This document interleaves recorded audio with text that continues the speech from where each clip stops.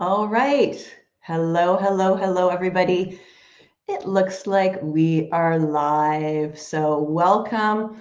Come on in. It always takes a while for folks to filter in at the beginning of these sessions. So, I'm going to give you a little time to settle in and join us. I am here today to talk to you about 5 non negotiables that you need to have in place if you are going to be ready to launch that big capital campaign. So, I'm calling this the capital campaign checklist. I'm going to be talking about 5 non negotiables you need to have in place before you are ready to launch your capital campaign. Now, 5 barely scratches the surface, but because we're only together for 30 minutes, I just wanted to sort of highlight my top 5. These are issues and challenges and things I see you really need to have in place in order to be fully ready to launch that capital campaign. And these are some really common trends that I see when I'm working with and I'm speaking with organizations who are either getting ready to launch their campaigns or who have already launched and have found themselves stalled. Because here is the reality when it comes to capital campaigns. You need to build a really strong foundation before you're ready to go. And if you don't build that strong planning foundation, what that can end up resulting in over time is stalled campaigns. It can end up resulting in shortfalls of targets, and it can end up resulting in disappointed donors.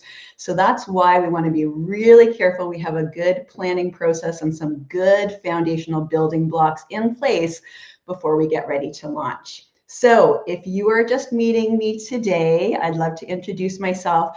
My name is Emma Luzzi. I am the founder of Blue Sky Philanthropy, and I work with organizations and nonprofits to help you develop the skills, the strategies, and the systems that you need to hit your ambitious major gift and campaign goals.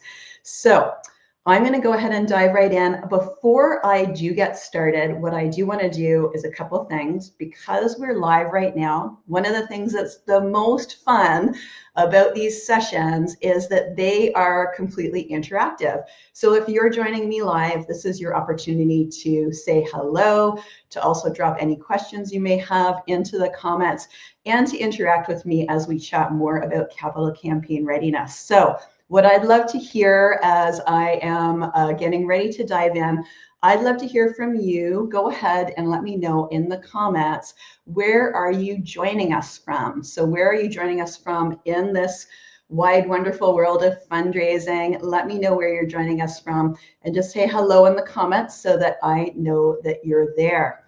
Now, I already mentioned I'm not going to be able to do much more than scratch the surface. It's going to be a very meaningful scratching of the surface in our 30 minutes together. But one of the fun things as well about this session today is I'm actually introducing for the very first time a resource for you called the Capital Campaign Readiness Scorecard. So this is a free guide. It's the very first time I'm offering it. And if you stick around to the end, I am going to be able to give you that link for you to download the free guide. And this is something that you can use inside your organization to help you understand and diagnose whether or not you're ready for your launch. Hello, everybody. Hi, Marnie. Good to see you. Keith, Arif, very nice to see everybody. Oh, I see folks joining us from the best climate in the world in California. I love that. Hello, Nicole from Calgary and Kristen from Red Deer. Our climates are maybe not, our climate and our weather is maybe not as nice here in Canada, but we have other many beneficial things to recommend our areas that maybe have slightly worse climates. I don't know about where you are, but we had the biggest snowfall ever, I think, where I am just outside of Toronto. This winter, we're still kind of recovering from the biggest snowfall ever since I think 2001. So I'm really glad spring's around the corner. Hi, Marilyn in Niagara. Welcome, everybody. Come on in. I'm going to go ahead and get started and dive right into our 5 non-negotiables that you need to have in place before you launch your campaign. And I'm going to go ahead and start with number one, which is a feasibility study that tells the truth. Okay. I've been starting to call the feasibility phase of capital campaign planning, I've been starting to call feasibility the F word, not because it's bad, but because a lot of organizations are really not wanting to go there. Oftentimes when I have an organization come to me, I'll hear something a little bit like this. The goal is set. It's already decided how much we need to raise. This is not the time. We can't test for feasibility because the goal is what we need, and we need to go ahead and launch. I'm sure for those of you who are here that have a little bit more capital campaign experience, you can join me in saying skipping over the feasibility phase is probably one of the biggest mistakes that you can make in terms of your long-term campaign success. So feasibility is so important for a few different reasons. I think first and foremost, you really need to be testing that working goal that you've established. It's fine that you've understood what needs to be done in your organization. You are the experts in that, so you understand how much you need to raise. But realistically, what we subsequently need to do is do the feasibility work to understand two things. Is this goal actually achievable from a target perspective? And here's one of the interesting things that sometimes comes up. It's not necessarily only that you maybe do not have the donors in place or the prospects in place, which we'll talk about in a second, to actually get to that goal, but we sometimes hear good news when we go out and test working goals. And that is, you know what, you actually have room for your vision and your aspirations as they relate to your goal to actually increase the goal. Your donors are seeing this as not being like a big enough vision for your organization, and they're actually coming in at higher levels of giving than you had expected. So feasibility can actually end up having good news. It's not only a phase that is like, oh, we're going to find out we can't raise the amount that we've targeted. Sometimes you actually need to raise your sights and raise your levels as well. Feasibility is really important as well, I would say right now, because it's no secret that all of us as fundraisers are facing very uncertain times ahead, no matter where you're located. There are a lot of political changes happening. There is a lot of economic upheaval happening. So why feasibility becomes even more important at times like this, may be obvious, is that you really need to be making sure you've got your finger on the pulse in terms of this changing landscape. And it's an important part of our risk management as it comes to embarking on a campaign.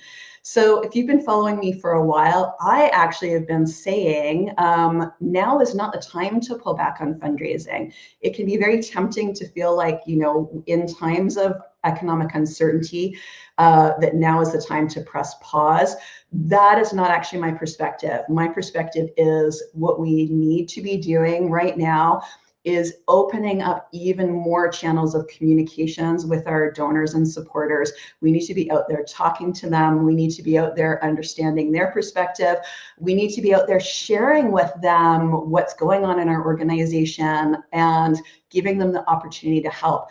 And that's why a feasibility study is such a great opportunity right now. Not only is it going to help you manage your risk around setting and embarking on a goal in a time that is uncertain for sure, but it's also a great opportunity to create a structured structured sort of process around engaging your supporter base and really talking to them about what your organization, what's your vision for the future, right? What's your ambitious vision for the next 3 to 5 years. So that's why feasibility is so important. And I mentioned to you at the beginning, this is interactive, so I am going to be asking you lots of questions. And my first question is the feasibility phase, is that the F word in your organization? So go ahead and let me know if you have had these discussions in your organization, and if feasibility is something that you're kind of avoiding because you're worried you're going to get bad news, that you're not going to hit your goal. I'd love to hear from you about whether or not this is a challenge inside your organization. Go ahead and drop this in the comments. Where are you at on the feasibility process? Is that an F word? Or do you simply need to understand more about how a really well-structured feasibility process works? I'm going to take a sip of my water while I wait to hear from you. So that is where I stand on feasibility. I will say very quickly, when I'm talking about the feasibility phase, this doesn't necessarily mean that you have to hire a consultant who comes in and does this expansive, time-consuming project on your behalf.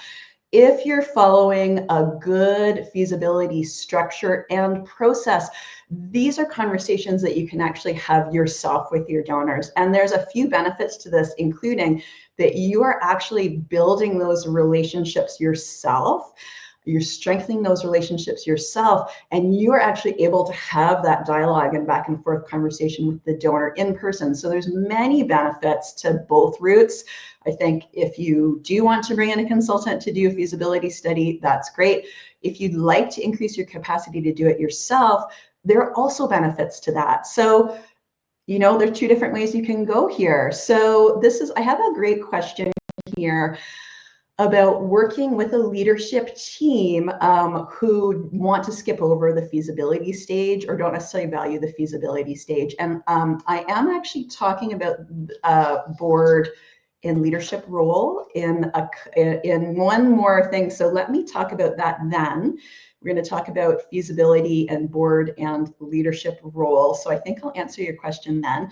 But what I will say in advance is you are absolutely not alone. This is definitely a pattern I see in a lot of nonprofits that, like I said, we see it as the F word and we really want to skip over it. So we can talk a little bit later about how to engage your board and your leadership around that all-important feasibility process, which is actually a really important risk management tool for you and your organization right now, which I hope your board is interested in. That's one of their primary roles when it comes to governance. All right. So I'm hearing, we know we need it. You know, we want to learn more. Yeah, this is often a case too, is like folks are like, a campaign is happening, you know, ready or not.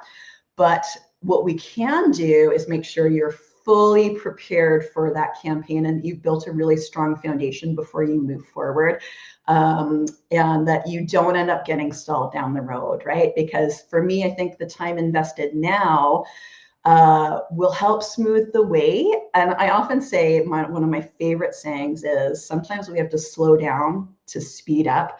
And that's what really having a strong campaign foundation in place allows us to do. Because when we shortchange the planning process early on, ultimately we always end up paying the price down the road, right? That may be through, like I said, a stalled campaign. I often work with organizations that get to a point and hit a wall. So how do we kind of get back to building that momentum and possibly building some of those missed foundational elements that weren't put in place at the beginning? So doing that now as you're planning is such a crucial thing to smooth the way and to help you really speed your campaign up, because like I said, it's going to slow down the road if you aren't taking care to make sure that you're building all these pieces in. Okay, I'm keeping an eye on the time because I am passionate about this topic, as you can tell, and I still have 4 more areas to cover. So I'm going to dive into number 2, which is really around your case for support.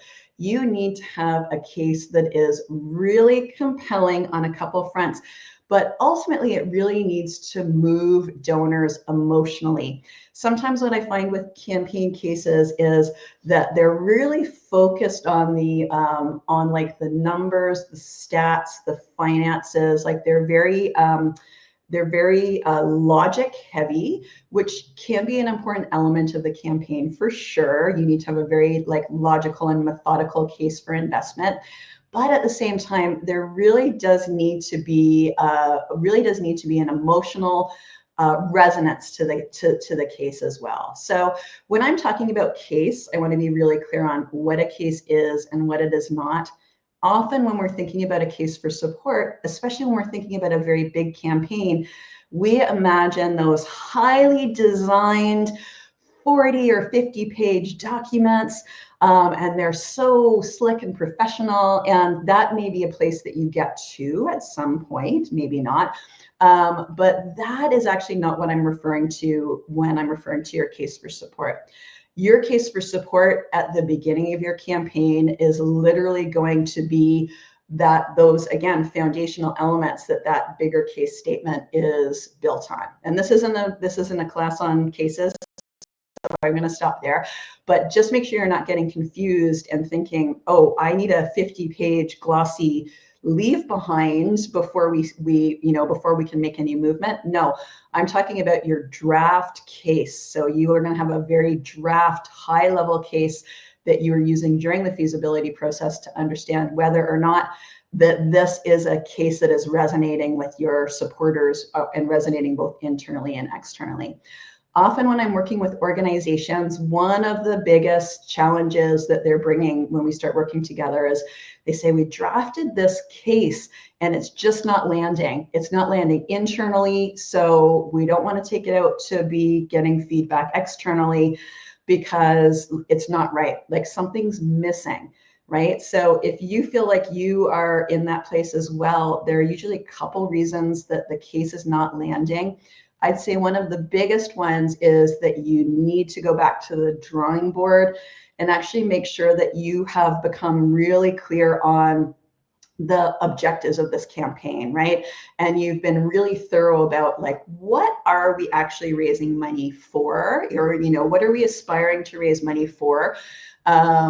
And how are then subsequently we articulating the case for support in this draft high-level document. If things aren't quite right in the draft case, I would say the first place I would look is to make sure that you've been really clear about articulating those really compelling, case objectives, because that can sometimes be one of the challenges there. There are many reasons a case does not resonate, but I mentioned that one as one of the most common things that tends to happen. So we really need to make sure we've got a case that is moving, that we've got a case that is resonating with folks, both internally and externally, that you haven't missed a crucial stage when you were mapping out the plan for the campaign. What may also be happening is that you've not structured the case properly, or you're not answering all the questions the case needs to answer to your donors before they decide to make an investment. So there's a few things a case is, a case isn't, and there's a few needs that case needs to meet in order for you to be successful for that case. So that at a high level are some of the things that you want to be thinking about if your case isn't quite landing, or if you're finding yourself getting stuck in this phase as well. All right, I'm going to get to number 3 because I know we've had a few questions on this already. I'm going to talk about the importance of leadership buy-in, the importance of leadership buy-in. And in this case, I'm thinking specifically about your CEO and your board in the planning process. I think this can be one of the biggest challenges in a campaign, and really, like, without a unified commitment from your leadership, from your board and your CEO, your campaign will falter.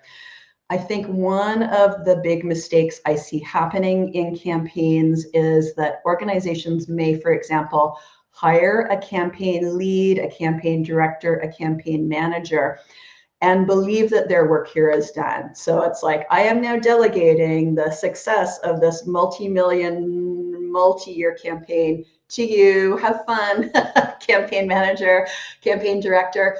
And while the staff team plays an absolutely crucial role in your campaign success, and that they're going to be driving a lot of things forward, without CEO and board engagement, your campaign will not be successful.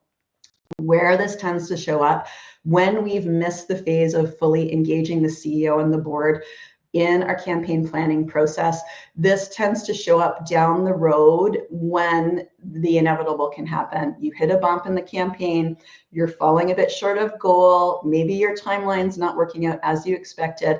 What subsequently happens if you haven't had CEO and leadership and board engagement, that's when the finger pointing starts, right? That's when the blaming and the finger pointing starts around, staff team, why are we not hitting our goals? Why is X, Y, and Z not happening? So you're probably suspecting this points to something fairly obvious, and that is both the CEO and the board have a crucial role in your campaign planning process.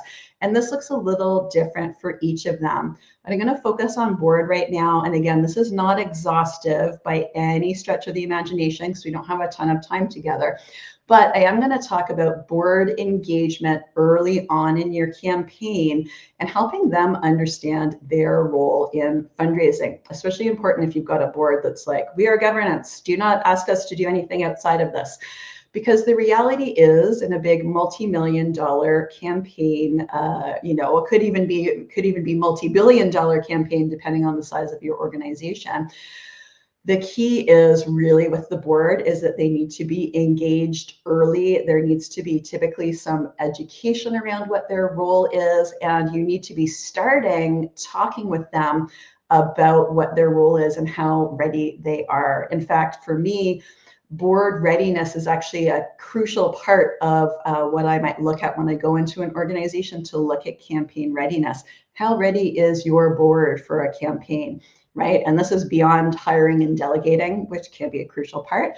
But this is, how does the board see themselves? How does the board see their role in terms of the campaign success?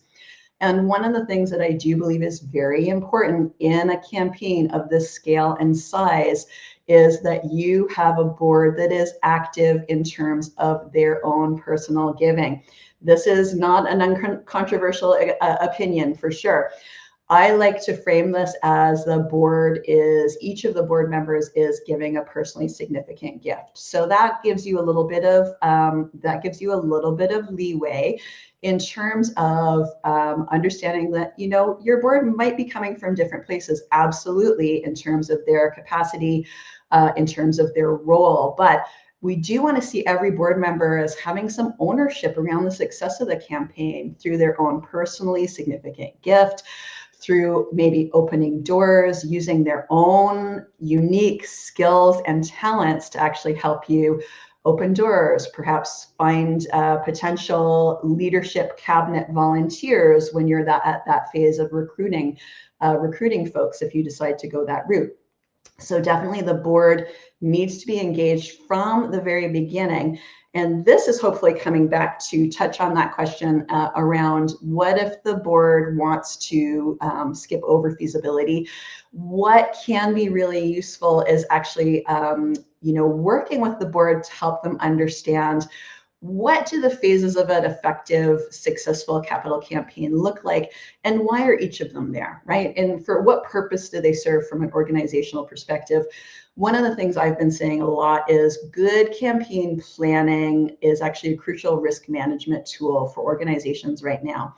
And there are a few key places through a well-structured campaign timeline that actually are protective of the organization. And the feasibility phase is one. It really allows you to understand and to thoroughly test what the goal is you're setting for the organization and understand if you need to adjust up or down. So this is just data, right? It's just data and research that you need as an organization to make an informed decision about moving forward with your target. So yes, that's what I would say about that is definitely getting the board involved in talking, even if it's just at the high level of helping educate them around this is what a successful campaign timeline looks like. And here's why each of these phases are in place. And here's the benefit for our organization. So really having that conversation with the board, I would say, for whoever raised that question. And starting to engage them early on so that they understand the benefits, right? The benefits of that. Okay, so let me see. Where are we? Okay, yes, we are on number 4. We have 5 minutes left. So I'm going to cover these off really quickly. If you have any questions as we are wrapping up, do let me know, and definitely make sure that you grab that campaign scorecard because that may actually be a helpful tool for you. I will be sharing that link as we wrap up.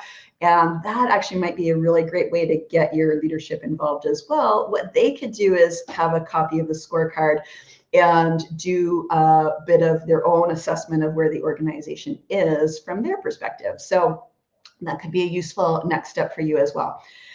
All right, so number 4 is really important that you have identified those major donors that have the capacity to give you a lead gift, right? So if you're even familiar in passing with capital campaign planning, you're probably familiar with this, right? It's like we need to know we're typically going to have a percentage of lead donors right at the top here that we are going to get commitments from early. And this is really setting ourselves up for success before we're really public about the campaign goal. So we know, okay, we've landed enough commitments and we've closed enough donations that we're maybe at 75, even 80% of our goal before we actually get out there and get public.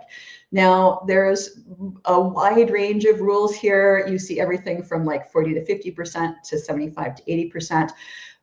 I would say the smaller your organization, the less experience they have around campaign fundraising of this type, the more safe you want to play it when it comes to how much of your goal has been achieved before you do the big splashy public launch. A lot of organizations want to race ahead to the big splashy launch. They want to go straight to the ribbon cutting. They want to go to the big event. They want to go to the PR, right? But there's a couple of reasons that's a mistake. I'd say number 1 is your risk management perspective is you want to be absolutely sure you're going to be able to achieve your goal before you announce it publicly. Because when you don't, you may have to walk back a goal. You may have to disappoint donors. Again, you may end up with a stalled campaign. So not rushing ahead with what I call like the sexy part of the launch, the ribbon cutting, the big party, the big PR events, and making sure that you have those crucial top leadership gifts in place is absolutely important. So number 4 is pretty quick. Do not launch unless you have those key leadership gifts closed. This is not in theory. This is not looking at some prospect research or about donor capacity.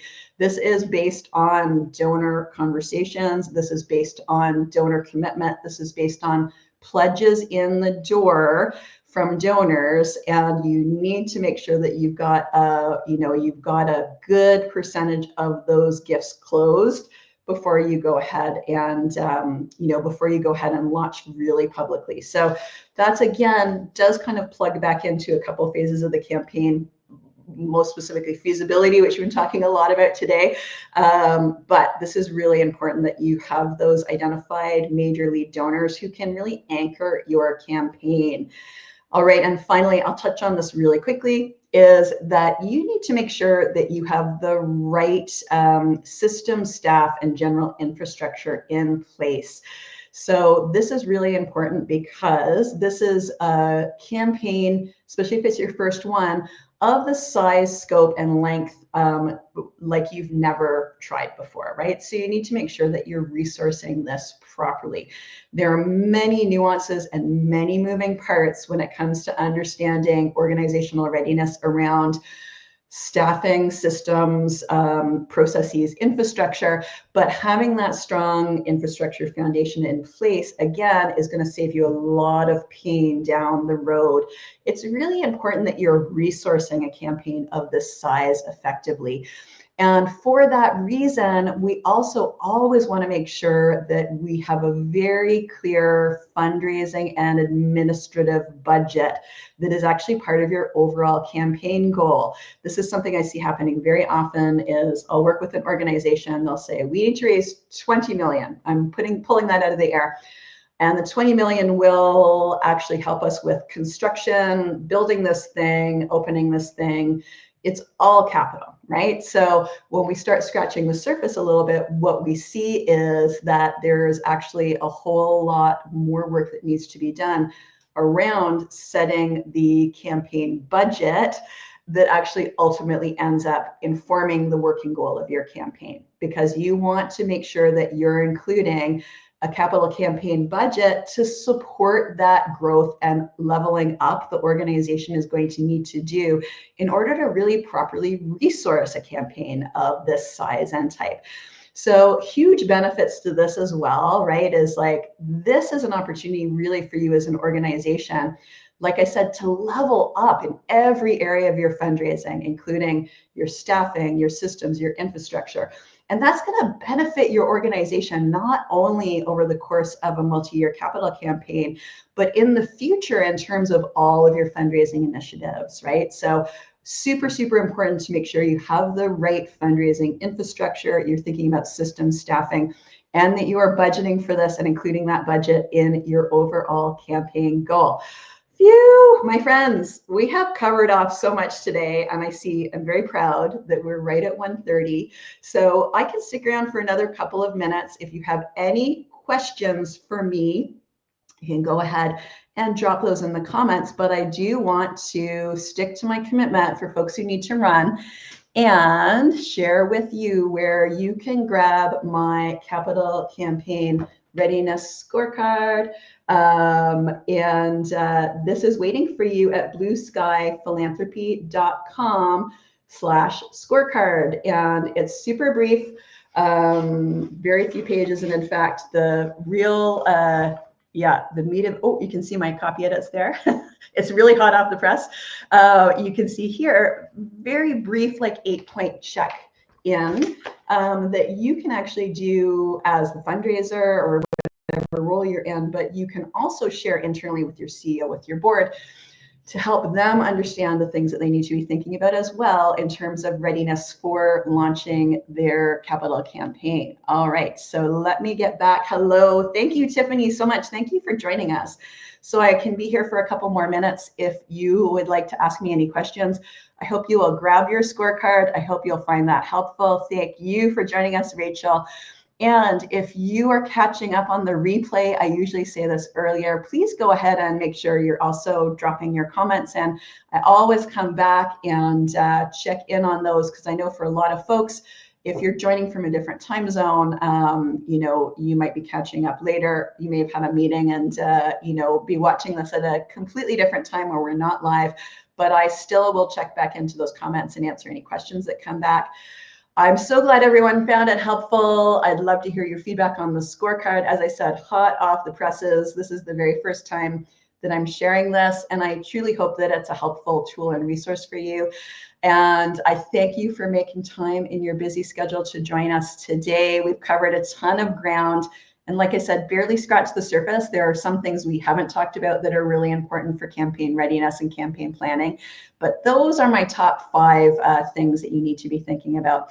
My friends, look forward to connecting with you in the future. And stay tuned. These lives are something that I do very regularly on a variety of different topics. So make sure that you sign up for the scorecard, and I'll be sure to keep in touch about all the upcoming events and resources I have available to you, both for helping with your campaign planning, but also helping with your major gift fundraising in general.